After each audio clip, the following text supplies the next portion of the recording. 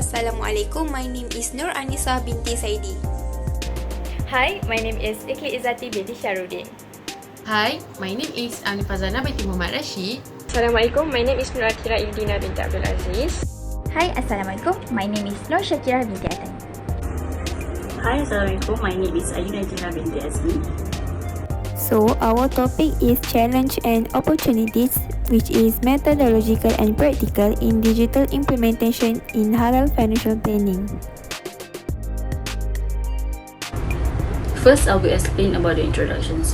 So, halal financial plannings refer to the process of managing one finance in accordance with the Islamic principles and also guidelines. It is a concept that aims to help the individuals and the family achieve their financial goals while ensuring the compliance with the Sharia and also Islamic law. In the Islamic finance, there are specific principles that govern financial transactions and also investments, and these principles promote fairness, transparency, and also ethical conduct. The key principle of halal financial planning is the prohibition of riba, which is interest, and also other forms of usury. Instead, it encourages the concept of risk sharing and also asset-backed transactions. Islamic financial plan is also a step-by-step process of managing the wealth of Muslims. It is a process of determining how the Muslim individual can achieve a success in the world and also hereafter through the proper management of his financial resources. Islamic financial planning integrates the financial planning process with the financial planning's components and also which is accordance with the Islamic value and also principle. Next, for the research objective, this paper will contain 3 objectives, which is first, to determine the concept of Islamic financial planning. Second, to analyze the potential in the application of halal finance. And the third one is to identify the challenge of using fintech in halal finance. And that's all from me. I will pass to the next presenter. Next, I will present history of halal finance. So, Islamic finance have undergone into 3 phases of development. First, pre-Islamic era. Second, Islamic era. And the third one is modern Islamic era. So, for pre-Islamic era, before Islam, finance activity in the Arabs had a riba element. This was done through mudarabah. Islam prohibits all activity that involve riba, but this prohibition did not prevent the development of trade either nationally or internationally. Islamic finance dates back to the dawn of Islamic 1,400 years ago. Then, Prophet Muhammad, before the time of his prophethood, had applied the concept of trust. Due to his noble conduct such as honesty and integrity, the Arabs of his had appointed him as their wealth keeper. So the time of Prophet Muhammad saw the development of Islamic banking foundation such as Baitul Mal, which was the central bank for Islamic countries and played a role in aiding the poor. He also practiced principles such as contracts of mudarabah, musyarakah, bai'us salam, and qard hasan. Second, Islamic era. So Islamic banking dates back to the early days of Islam and the rise of the Islamic Empire. This led to the creation of Islamic financial tools such as deposits, money transfer, checks, and bills of exchange. Europeans adopted this Muslim practice and continued to evolve them until modern times. However, Islamic financial practice gradually weakened due to the weakening of the Islamic Empire until they were replaced by the Western financial model in the early 16th century. However, Islamic financial practice emerged again in the middle of 19th century. The third one, modern Islamic era. The late 19th and early 20th century saw the emergence of Islamic resurgence with the elimination of riba from the economic and banking system as the most popular topic.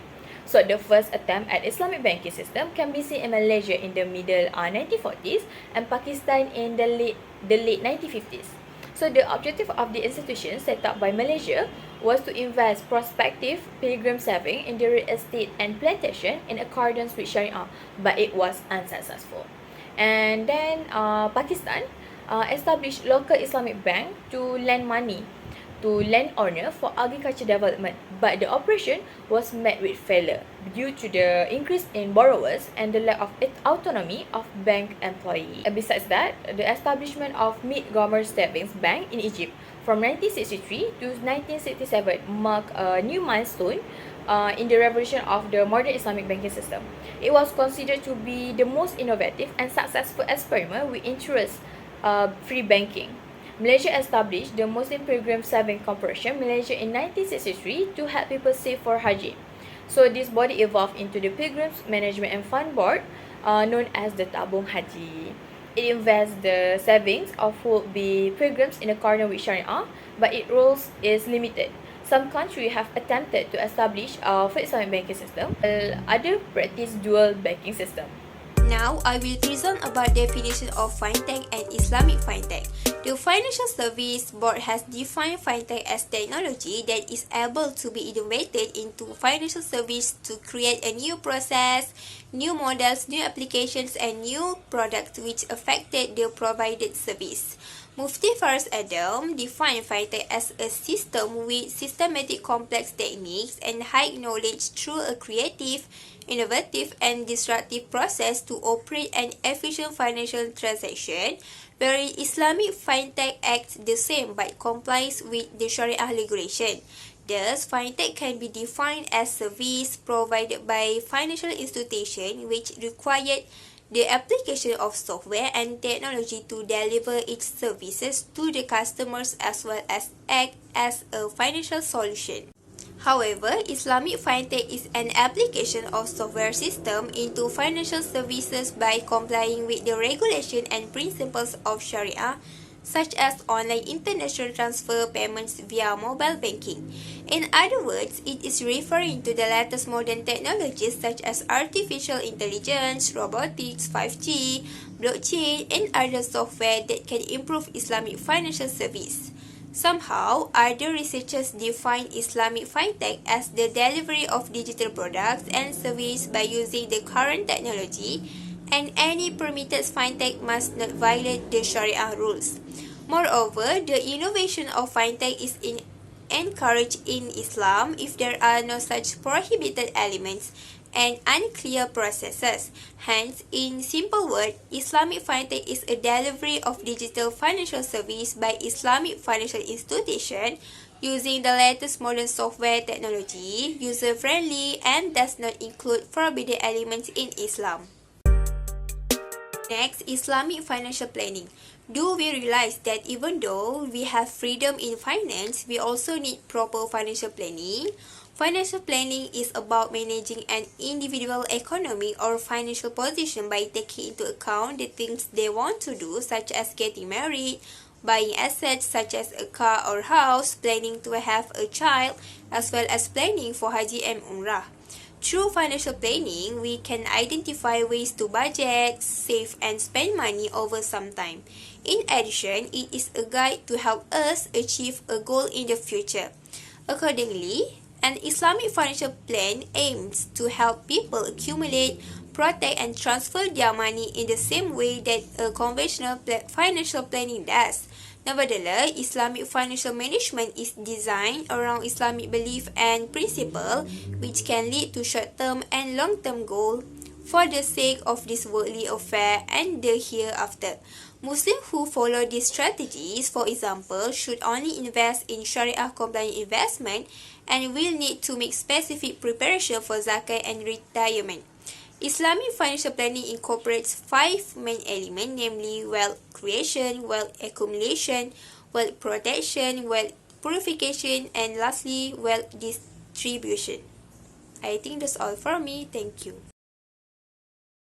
Hi, I am Shakira and I'm going to present related to the potential of halal finance in digital world. Okay, when choosing a service at a bank, many times Muslim users feel too cautious in the process of choosing which of the best Sharia compliant service options they can take for themselves. Usually, the choice of services in banks offering services in savings, investment, etc. is a convenient choice that is not known whether they are free from any elements that are prohibited in Islam, such as riba, have elements of gharar and other aspects that allow it to be forbidden to be taken as a Muslim. Yet sometimes there are also services that are said to be friendly to Muslim users, but in fact they are not. However, when Maybank, which one of the well-known banking companies in Malaysia, introduces various initiatives and services, it is indeed a Sharia-compliant investment platform, and their bonus points make it easy to implement online. Maybank dare to introduce this service on their banking platform by offering many returns and rewards for the investors who are consistent in their investment saving. Maybank's bold step is one of the steps that can be emulated by any other banking platform to show that Muslim users can also invest in a platform that is safe for them. When a service is introduced and it is clearly Sharia compliant, Muslim users and customers easily choose one service platform over another service platform because they know that it is Sharia compliant. Okay. Average investment services, savings, and other services offered by banks are conventionally based and not friendly to Muslim users because of their status, which makes Muslim users doubt them, and the option to use conventional services was not really an option for Muslim users. By the way, Maybank itself opens spaces for Muslim users to invest in ZSI. Then the gap between halal and Sharia compliant or Muslim-friendly services with the conventional services would get closer and progress together to prevent Muslim users from falling behind in developing themselves and in their daily lives in this world of competition. If seen from the inside of the Malaysian community, there are many who are looking for these Sharia compliant services regardless of whether they are Muslim or non-Muslim users in Malaysia. Like halal food, they found that products and services produced with the halal name or Sharia compliant, they are more reliable, so the opportunity for this to spread the service is greater and more widespread because like conventional, it cannot only be used by Muslim consumers, although it is very open and it can be used to everyone. With this, there are still many opportunities that can be offered by banking companies throughout Malaysia for Sharia compliant services. In addition, Maybank also can be seen that several, other than Maybank, it also can be seen that several companies or banks provide Sharia compliant programs such as CIMB and Bank Islam itself for the services to further encourage Muslim users to carry out any savings, investment, and other types of transactions at the bank without worrying about leakages that will have a major impact on the validity and transparency towards Sharia compliance. Alright, next I will explain about the challenges of using fintech in halal finance. So there's 3 challenges, which is firstly the lack of customer knowledge regarding the framework and the operations of fintech. So as we know, fintech technology encompasses an opportunity to offer customer many benefits, but it's also carry risks that could be harmful to them. Previous research has found that Malaysians of all ages and socio-economic background have an inadequate levels of knowledge regarding finance. So, implementing fintech approach may cause the fintech practitioner to misrepresent their product and services to client and exposing them to deceptions. So, as a result, a lot of customers are engaged in deceptive behavior, which lead the scenario to become more complex. The second challenge is data security and confidentiality issues. So, fintech development is particularly susceptible to privacy violence because it involves mainly progress which use the internet connections. So, therefore, law and regulation in this regard are needed to break the monopolistic union of financial institutions against the use of user data in investment, payment, and money management services. Data protection and individual privacy are issues in this regard, especially with regard to sensitive and personal biometric data in the ownership and custody of financial institutions. For example, the use of fingerprint authentication implies related legal and ICT security risks. This is because fingerprint can be collected without the customer's consent, for example, from everyday object they touch. And the last challenges is financial services firms are facing the pressure growth. So this situation make the competition happen as a result of fintech advances in the financial sustainability of their company's businesses model. Nevertheless, despite members of director and the upper management do not fully understand the modern technology right away. So this may be due to the lack of understanding regarding the fintech and the potential threat it poses. As a result, they won't be able to identify, calculate, evaluate, and manage this potential threat with the accuracy. Hello everyone, today I will be presenting about recommendation and conclusion. So, Islamic financial planning have been growing and continues to develop with the establishment of private banking facilities. However, there is still lack of Islamic financial planning services that is in line with Sharia, which being offered to people. This includes with the digital implementation in halal financial planning. There are many banking facilities that still not used to the digital banking, as the reason is because their customer is afraid of their data being stolen if they use the digital, or their customer is afraid of using the digital as they have few knowledge about it. So, we would like to suggest to the all banking institutions that they should provide user-friendly advertising that are suitable for all ages. For example, they should choose a media platform that are frequently used by people such as TikTok, Facebook and WhatsApp. By doing this, the awareness toward digital implementation in halal financial planning will increase this and improve the banking institution business to use cashless and digitization in the future.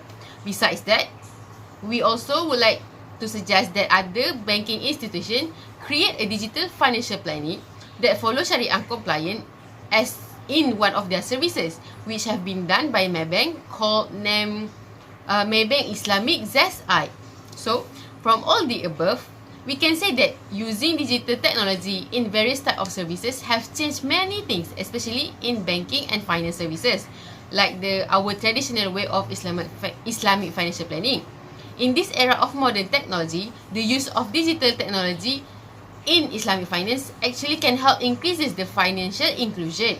Therefore, Islamic banking institutions should continue to innovate their services by using digitization tools so they can meet the current need of customer, and their customer also don't have to worry in the financial planning, which is in line with the Sharia compliance. I think that is all from me. Thank you. Bye.